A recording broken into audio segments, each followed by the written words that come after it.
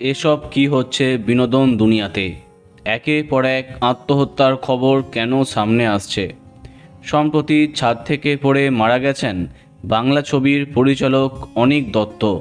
এবার নিজেকে শেষ করলেন 20-22 বছরের এই জনপ্রিয় তরুণী সায়নী চক্রবর্তী। সোশ্যাল মিডিয়াতে তিনি বেশ জনপ্রিয় ছিলেন। ফেসবুক বা ইনস্টাগ্রাম স্ক্রল করলেই একটি মিষ্টি মেয়ে এবং তার বন্ধু সুন্দরী, অর্থাৎ তার পোষ্য একটি গরু, তাদের ভিডিও সামনে আসতো। সামাজিক মাধ্যমে একজন ব্লগার হিসেবে সম্প্রতি জনপ্রিয় হয়েছিলেন সায়নী চক্রবর্তী। গতকাল রহস্যজনকভাবে তার মৃত্যু হয়েছে। প্রাথমিক তদন্তে পুলিশের অনুমান আত্মহত্যা করেছেন তিনি।